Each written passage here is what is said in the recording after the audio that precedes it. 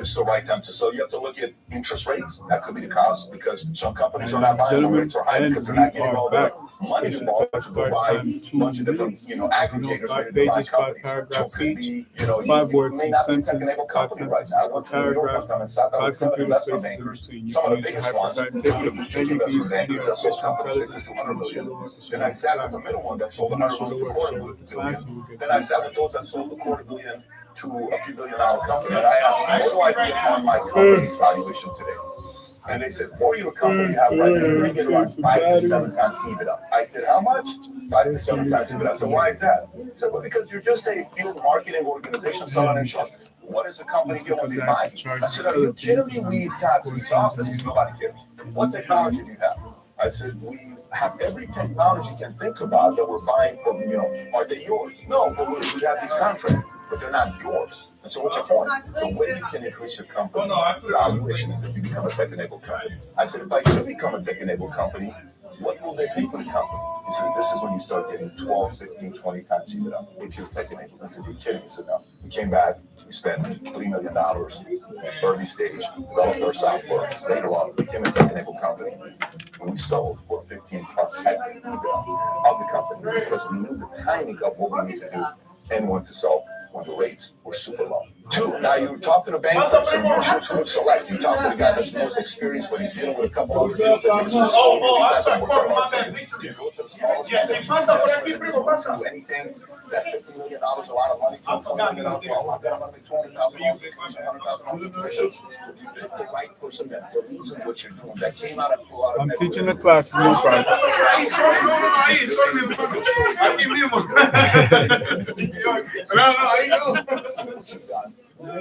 ¿Qué pasa, amigo? Buenos días, ¿cómo está?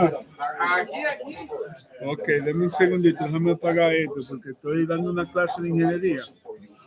Entonces esto es parte de eso, pero ya que usted está aquí, yo puedo hacer la versión en español, porque lo que yo hago es, yo cojo el examen en español primero, que es lo más difícil, y después cojo las porciones que están en cosas, que están en inglés. Yo me sé aquí, porque todo es, tengo que cargar una vaina y cargar la otra cosa, si no, un segundito.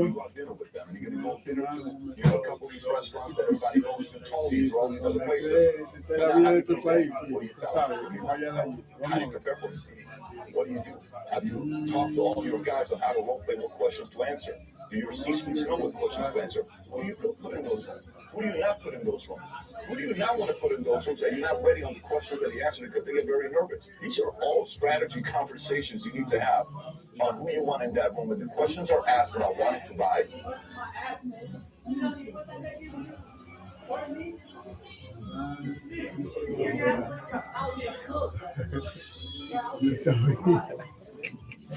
Esta vaina funciona como es su maldita gana, pero eso no te quiere. It was sort of a light bulb moment.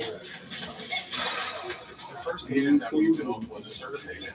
An agent who can go out and do automated tasks, being able to pull data in via data cloud, and do a lot of things that humans aren't necessarily going to be good at. It's going to very meaningfully transform the way that we operate. No hace frío ya. No, yo no vuelvo a salir de la oficina ya hasta ahorita para buscar el lonche y la cena solamente. Y una cerveza.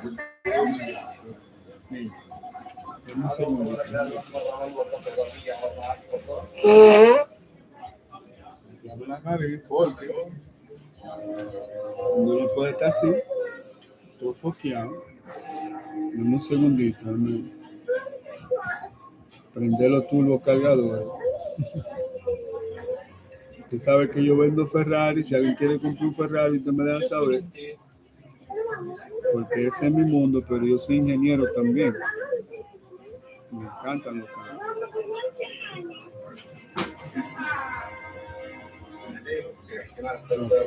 Ya esto va a estar ready.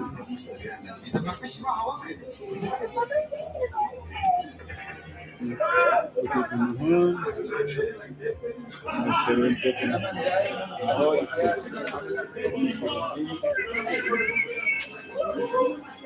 Oh, pero esto es un comercial, compadre. Pero ven acá, Ellos saben que yo estoy dando una fucking clase. Usted vio, primo. Me pusieron una fucking película ahí de comercial. Ellos saben que yo estoy dando una clase. Esa gente, ellos te sacan las conclusiones, te sacan los comerciales. Bienvenido a Alberto. ¿Cómo lo podemos ayudar el día de hoy? Mire, número 2 y la más cortita que pueda caer arriba. Se va a firmar por el lado. Al lado, Mano izquierda, mano derecha. a la derecha. Número 2 y la más cortita que pueda caer arriba. Todo cuadrado natural. Lo marco todo cuadrado natural. Todo el cepillo por afuera se lo marco cuadrado naturalmente. No redondo. Redondo atrás, cuadrado en los lados. Sí, pero número 2 aquí y aquí lo más Con la tijera, no, vamos a terminar con la tijera, no se preocupe. Como usted sabe, yo voy a tener la música todo lo que no va. está bien el programa. Si me necesitan, levanten la mano, lo puedo escuchar, pero muy bajito. Yo voy a viajar al futuro por ese momento. Dios lo bendiga.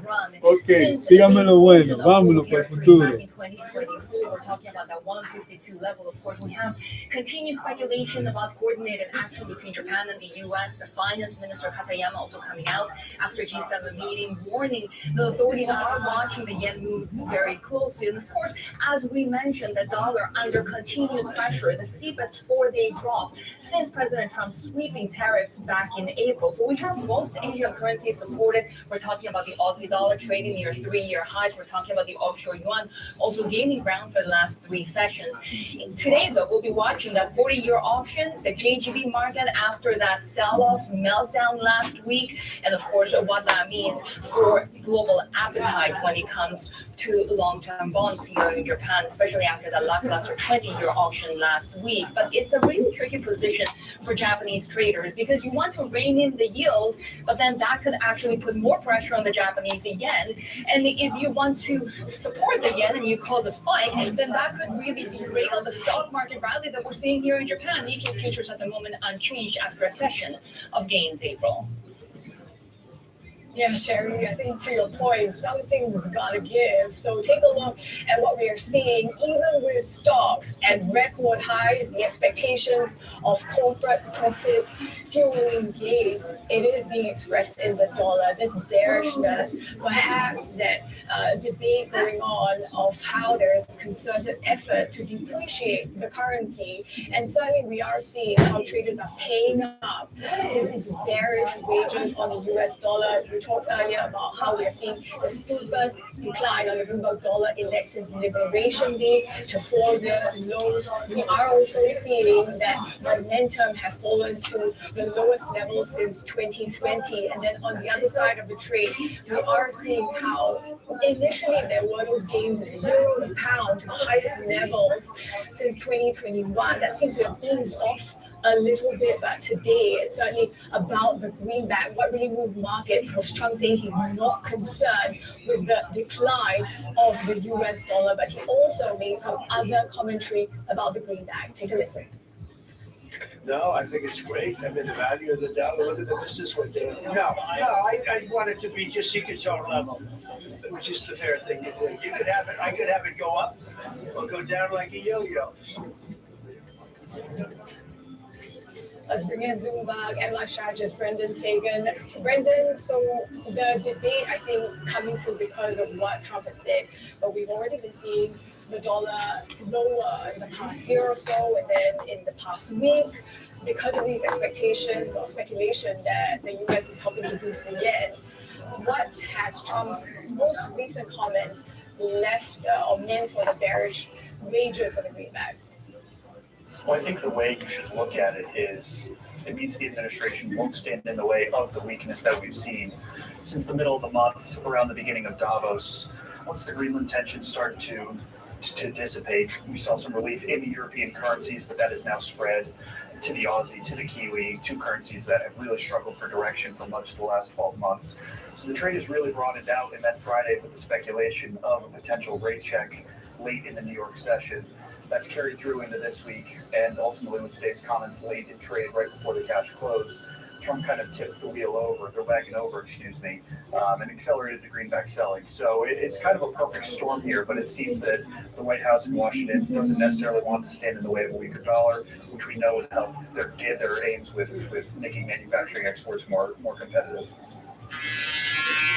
Yeah, and President Trump saying that he can make the dollar go up or down like a yo-yo. I mean, it's technically not wrong. I mean, any country can move the greenback, but at the same time, it's not what he wants. And it's really heightened volatility in the FX space. And also at the same time, we heard from Secretary Bessent just last year saying that the U.S. has a strong dollar policy.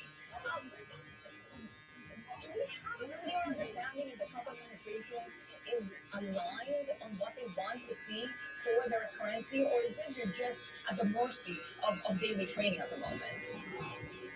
I think at the moment we are going to see pronounced daily swings, but you can't really come out as an administration and openly speak poorly about your currency. The optics of that would just be horrible. So they're obviously going to come out and say, well, we love a strong dollar, but if you really take their trade policy at face value and their desire to make manufacturing more competitive, but also boost the domestic workforce here, you have to accept that they're going to be looking for, just on pure economic principle, a weaker greenback. And we're seeing that. We saw that post-Liberation Day last year, but we're seeing it play out again now with the heightened volatility, but also incessant greenback selling. So they're selling the greenback. What are they buying then? I mean, is it part of this debasement trade that's going into gold? Well, the easy answer seems to be everything. Stocks are up, commodities are flying, and then when you look across the G10 space, everything seems to be up. As I touched on, Aussie, Kiwi doing really well. Part of that's the greenback story, the dollar story, but there's also a China narrative in there. So everything's doing well. You look at Norway, you look at Sweden, a lot of the European currencies, the Swiss franc notably, really showing some haven appeal there, doing really well, ultimately causing concern about potential intervention from the S&P. Funny enough, jumping from the DOJ and the Ministry of Finance to Switzerland, they're now concerned for the strength of the franc that we may have to talk about that there. But Martin Schlegel has pushed back on that, so seemingly everything is doing well against the dollar at the moment. Can you elaborate to your point on the China narrative here?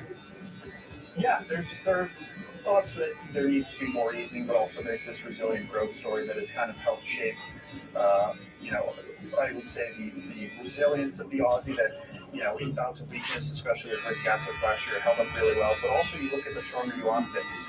The stronger yuan is regionally going to boost the Aussie. We're seeing that there. But there's also the idiosyncratic Aussie story of the RBA being priced for rate hikes. So it really just seems like a perfect storm to beat down the dollar at the moment.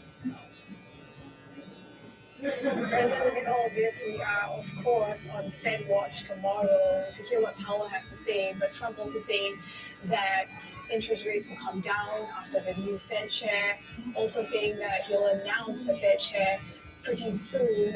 With the Fed independence scrutiny, I guess, that's also fueled the declines in the US dollar. I wonder, could you square this circle for us in the sense that we talked about the manufacturing aspect earlier. What is this potentially going to mean for U.S. exporters in terms of corporate profits at a time where the expectation is the weakness of the dollar fueling that, perhaps? Well, the funny thing is, I don't know how much we'll learn tomorrow because Powell might be pretty tight-lipped given that he's under investigation from the Trump administration. I'm sure a lot of the questions tomorrow will focus on the subpoenas to Jay Powell and the Federal Reserve, but also to go back to what we talked about earlier, question whether the Fed did step in at any point last week in the currency market. I'm sure that'll be on top of mind, but also there is this overhanging risk of Powell's replacement coming out at any time. It would surprise probably nobody if that announcement came at 1:50 p.m. Eastern tomorrow, right before the statement dropped. So I think we're in for a very interesting day tomorrow, but we may actually not learn that much.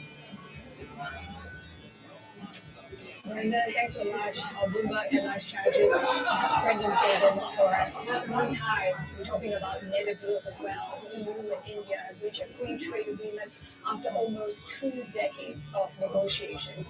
Indian Prime Minister Narendra Modi hailing the agreement as good for his country's manufacturing and services sectors. European Commission President Ursula von der Leyen noted its significance against the backdrop of global tariff tensions. We delivered the mother of all deals. We're creating a market of 2 billion people And this is the tale of two giants. And by combining these strengths, we reduce strategic dependencies at a time when trade is increasingly recognized.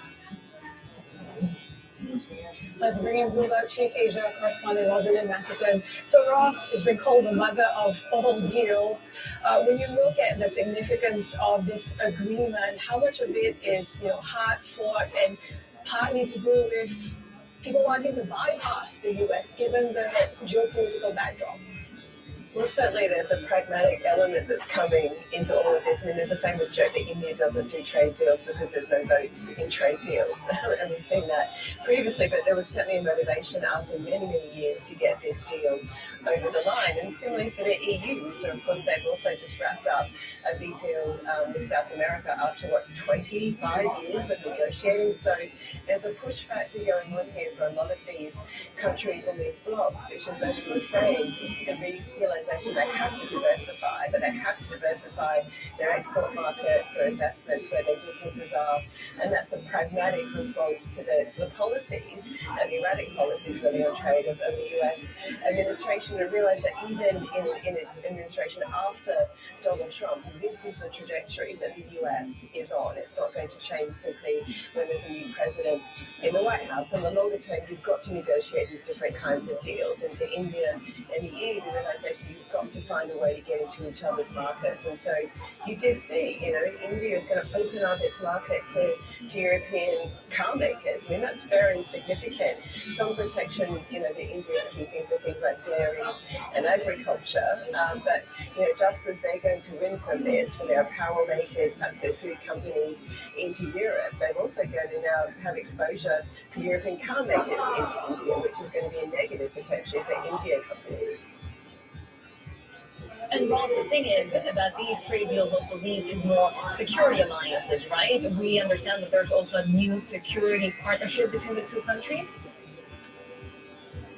That's right, and again to that point about pragmatism, there was an attempt to get some language in there from the Europeans about the war in Ukraine and India's kind of buying of energy from Russia. Therefore, is that supporting the war in Ukraine? That all went out in the final version. It's very much sort of about business, which is perhaps joint production of weapons, some arrangements around intelligence sharing and so on. But again, a realization that's quite a political message is that we see each other perhaps forming these new kinds of alliances, these new spheres of influence and sharing information, because is the US going to be that reliable partner, particularly for the EU when it comes to defense? Donald Trump, he treats foes and friends, alike in a very transactional way, and the EU is waking up to that reality.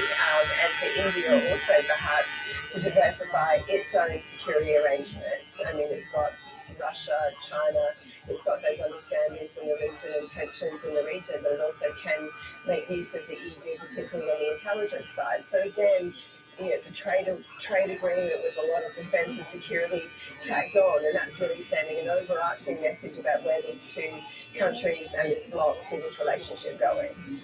On trade, what do we know about the timeline of implementation of this agreement? Well, it could be a bit slow. These things tend to take ages to get negotiated, and then they don't get implemented straight away. We're seeing with Mercosur, for example, it's now going to go into a judicial review, which could slow it down, and then it's got to get ratified by the European Parliament. And similarly, this has to go through legal vetting, which will take about 6 months, and then it also has to be ratified by the Parliament. I mean, you see big economies in Europe obviously welcoming the India deal, particularly Germany, whereas automakers are welcoming this, so they'll probably push it through, but the implementation could take a while, and you do need that kind of issue again of the European Parliament, and we've seen some elements in some blocks in the European Parliament be a little bit concerned about some of the other trade deals that have been done of late.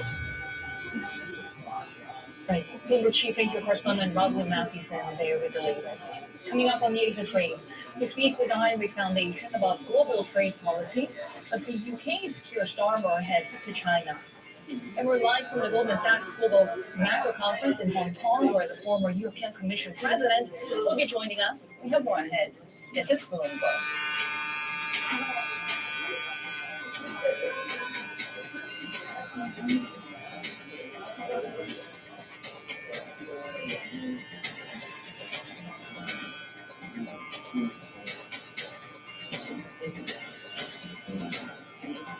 The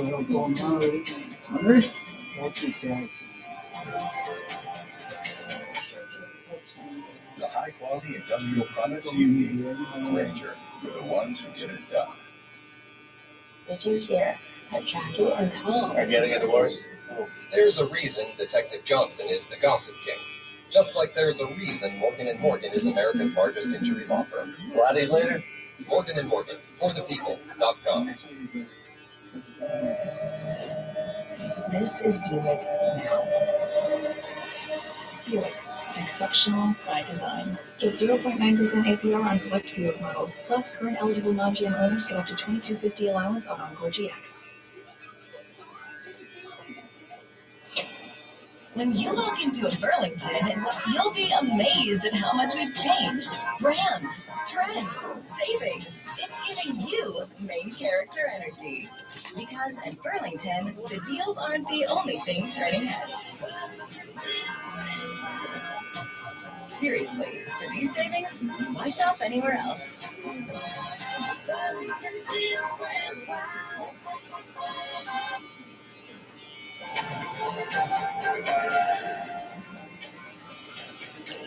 UK Prime Minister Keir Starmer arrives in Beijing on Wednesday, confident he can broaden trade ties with China without annoying the US president. In an interview with Bloomberg before departing London, Starmer signaled an unwillingness to choose between Beijing and Washington. Let's bring in Bloomberg executive editor for Greater China, John Yu. So, John, we have been, let's take a step back first, seeing how Xi has been pretty busy this year on the diplomatic front. He's also Carney, Lee Jae-myung as well, now Starmer. Put things in perspective for us, its relations with the UK. Well, I think there's been a real push by Beijing to expand how much influence it has on the international stage, and I think you're seeing all of these global leaders visit because there is an opportunity for Beijing to do that, given the disruptions that have come out of Washington, D.C., the things that the Trump administration has done to lead the traditional American allies to sort of try and rethink, recalibrate what their relationship should be between these two global superpowers. And I think Beijing sees the opportunity and is taking action to take advantage. I mean, even despite all of the background and despite all of the rhetoric, the fact that Prime Minister Starmer is so confident that he doesn't have to choose between the US and China, is that true, especially after what we've seen from President Trump on Canada? I don't think it's true. I think that both the UK and Canada would like to not choose, but I think the truth is they have to walk a very fine balance. So you saw after Prime Minister Carney made his speech at Davos that President Trump threatened to put 100% tariffs on Canadian goods if Canada signed a trade agreement with China.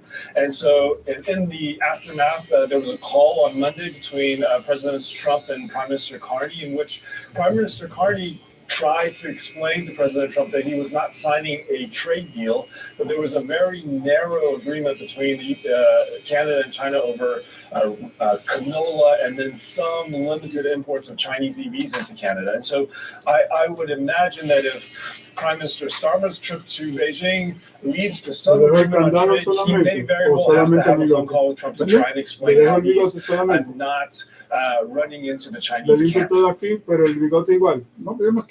John, you really good to have you with us. Bloomberg executive editor for Greater China, joining us today from Singapore. And we're just speaking about Canada. Well, India's oil minister says Canada has the potential to be among the country's top energy suppliers. Speaking to us at India, Hardeep Singh told us that Okay, mire baje, no se preocupe. Más. Pausa ahí, con permiso. Cuidado con los ojos.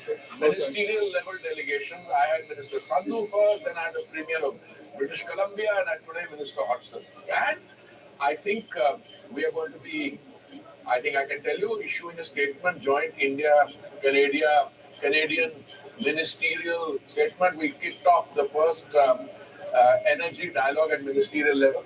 We'll be issuing the statement if it's not been issued already. Sure. So things are moving very fast. Could you give us some more specifics, Minister, in terms of like any numbers you can put to the kind of enhanced energy trade we might see? I can tell you that I'm reluctant to speculate on numbers. I can tell Not you. speculate. You had 3 visits, so No, you no, would have no, worked no, out something. so I don't know where it will reach. It will reach 10 million barrels or so. So I don't. What I can tell you is the Canadians, we already have an investment there.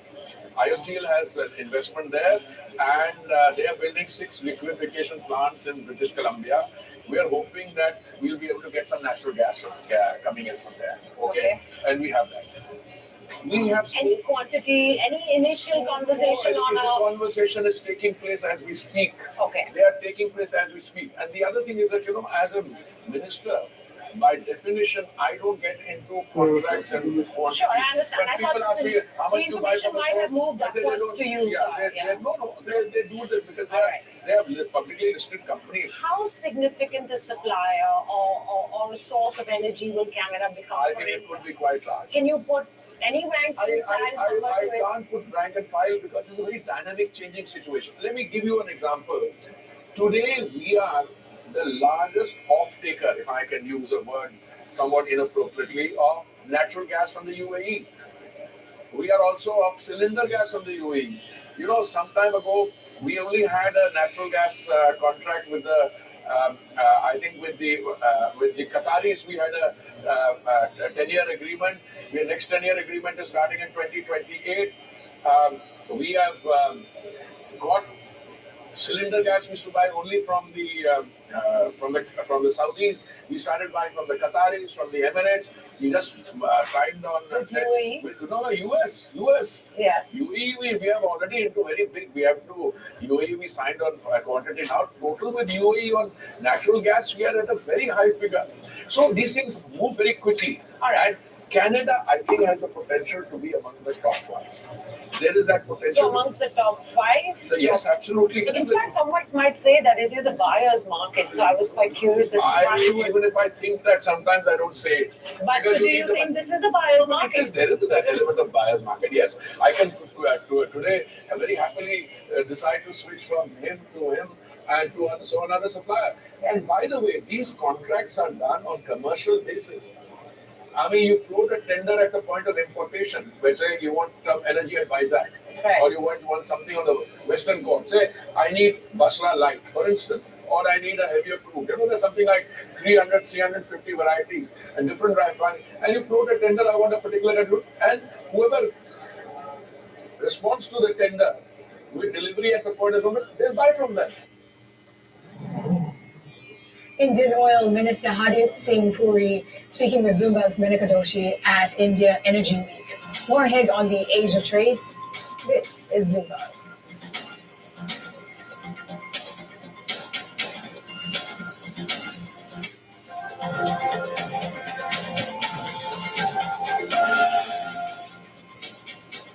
Here are the leaders from the corporate fund. Holders of 2 China Banca yuan bonds have accepted the developer's plan to delay the bulk of those payments by a year.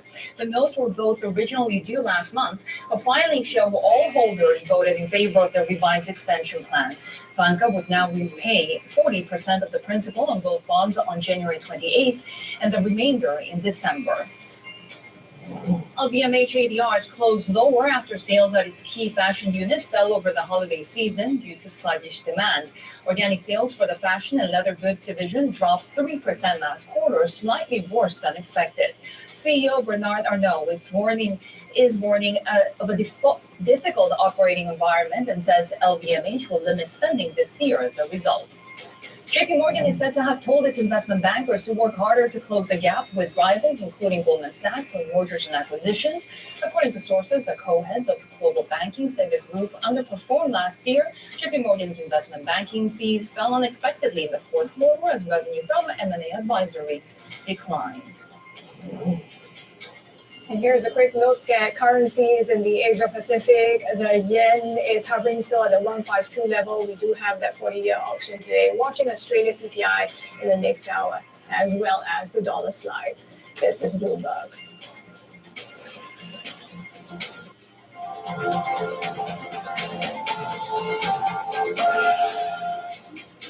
Thanks.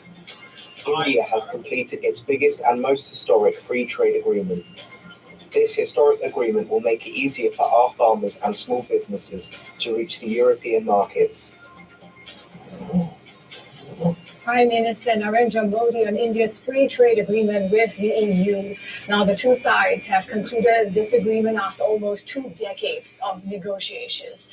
The Prime Minister says the agreement will be good for his country's manufacturing and services sectors, and this deal creates a free trade zone of some 2 billion people. It's also set to benefit Indian apparel makers and the jewelry sector. The pact is expected to be formally signed after legal vetting, which could take around 6 months. Lots to talk through on the trade front. Who better to ask than Heinrich Foundation's head of trade policy, Deborah Elms. So, Deborah, we have all the focus for now on the EU-India agreement. Talk to us about how significant is this, how this might benefit both sides. Well, I think it is important. I mean, as both leaders have pointed out repeatedly, huge number of people covered, a lot of sectors, a lot of trade, a lot of potential trade. And I think the key for me with EU-India is that after 20 years of negotiations, the economics are actually quite different than when they started. And in fact, an agreement that was always going to be important, I think could be even more important by the time it comes into force, because the world has changed a lot over those last 2 decades, and particularly now. And so I think the opportunities for deeper engagement between India and the EU, I think, is important. What does this mean for the US? Because it's not just the EU and India, right? They are bypassing the world's largest economy. How do you see this reordering of global trade? Well, I think it's important to remember that this has been going on, this negotiation has been going on between the EU and India for 20 years. So that was pre-Donald Trump back in office. But now that he is back in office, and now that he is determined to shatter the global trading regime, I think it's even more important that EU and India agree now, and that they move relatively swiftly to bring this thing into force, because it's an important driver of growth for both the EU and for India. What are the details of the India-EU deal, especially in the relative thousands of cars, Estoy casi. Does this give you an idea of how willing India is to move forward with these FTAs in order to accomplish its protectionist reputation? Pongo una salsa ahí, haciendo una salsa picante, normal. Pico de gallo, con un poco de reggaetón. Si estoy haciendo una lasaña, ponme Marco Antonio Solís. Si estoy haciendo unos tacos, ponme Vicente Fernández. Si es un baile lo que me estoy bebiendo, bueno, vamos a escuchar a Marc Anthony, a Maná, ponte Alejandro Sanz, por ahí José Feliciano, Camilo Sesto, José Luis Peralta, yo puedo seguir. Juan Gabriel, Selena, Celia Cruz, no, ponme esto, yo quiero escuchar 100 músicas de the trade agreements with the Trump administration, we have to see those with a little bit of skepticism going forward. Porque esa letra era más fuerte, más romántica, más de corazón, más sincera, sí. Como que el tiempo de la vida era diferente en esos tiempos. La vida era más sana, la música era más sana. Definitivamente más sana. And some trade agreements will still run, I'm assuming, to several hundred pages, with thousands of pages of commitments on specific products. Those are the kinds of trade deals that typically stick, as opposed to the napkin deals that Trump has been signing with trade partners. That can, as you've seen, get ripped up, reformatted, or called into question at any time by Donald Trump himself. Esa música te lleva a esos tiempos. Cuando tú le escuchas. Y la instrumentación, tú sabes, toda la compositura en vivo, no era nada pregrabado con una computadora, cuando estaban en vivo, te grababan en vivo. Sí. Eso no es como ahora que te ponen la computadora. Over 16 million Americans. Yo no tengo una opción, yo tengo que tocar la música con la computadora y después cantar en el micrófono. O sea, no el instrumental y después buscarlo, tengo que tocarlo todo junto.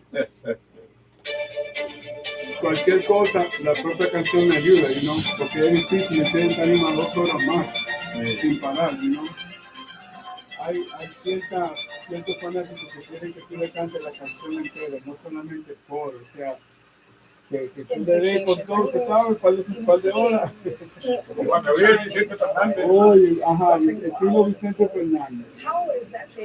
Ya, usted lo puso de la mejor forma. Exactamente. Tiene estilo Vicente Fernández de verdad. Por eso que cobraba lo que tú sabes. Porque era un concierto de verdad. Yo fui a conciertos de ahí en el día. Ajá, ahí hablando. Yo fui al concierto de Juan Gabriel, de Vicente Fernández. Eso se llena de gente, usted sabe. Eso se llena y uno tiene que hacer lo mismo porque eso es una vez en la vida. Imagina todo lo que usted ahí, ya, no, yo me voy con usted el próximo. Vámonos. What is this meant to mean for the idea that economies are trying to settle trade? No, pero usted va y disfruta, usted va y escucha su música en vivo, o si quiere fumar un tabaco se lo fuma, si quiere una cerveza se lo fuma, usted no está molestando. I think it's possible. Again, it's a bit of a challenge here because I do think that the world order that we've been for decades has been broken.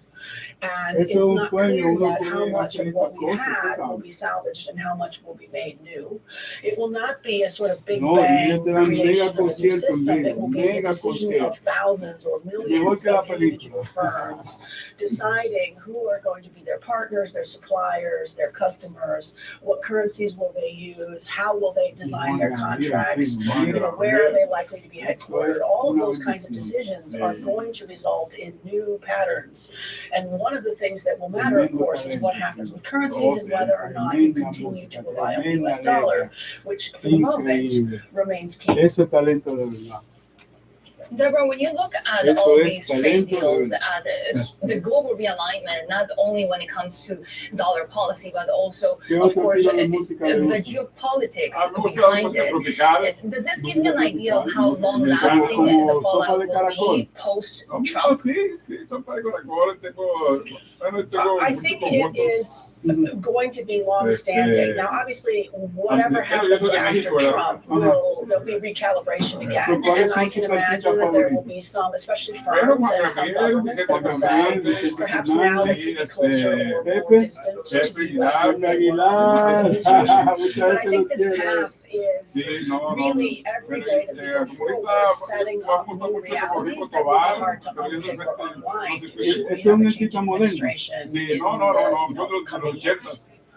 Pero todavía está haciendo música. No, ya es muy buena. Soy clásica, música clásica. ¿Como qué año, qué género? De los 80. Los 80. ¿Al principio de los 80, mitad o por el fin de los 80? No, él comenzó en los 70. Oh, entiendo, pero él dio el boom en los 80. Ok, dio el home run. Siempre es así, primo, siempre es así. Ok, ok. And economic openness as a cornerstone of their economic development and growth story. And so I think those platforms like CPTPP, the Comprehensive Trans-Pacific Partnership, is more urgent than ever at a time of great disruption. Salsa, me gusta la salsa. There's a sort of unwillingness to pick between the US and China. Me gustó la película El Cantante con Jennifer Lopez y Mike Huckabee. And we don't choose sides. Es que la voz es uno de mis cantantes favoritos. It's always been challenging to walk the tightrope between major powers. I think it was doable until recently to say with great confidence we don't pick sides, it's going to be great. I think that's harder to justify going forward. I think that tightrope is lower, and at some point the decisions you take will add up to choosing a side. It's not like you wake up on a Tuesday and say, today I choose this side over that side. I don't think that's quite what's going to happen. But I think when you look at a set of actions and a set of decisions, where you go, where you invest, where you talk to, who you partner with, you will see Los Tigres del Norte, los Tigres del Norte, los rehenes. There's a cumulative effect. Yes. Never good to have you. As always, thank you. Hungry Foundation's head of trade ¿A qué concierto le gustaría ir próximamente? A mí me gustaría ir a un concierto de haberle ido a los Tigres del Norte, he ido muchos cantantes.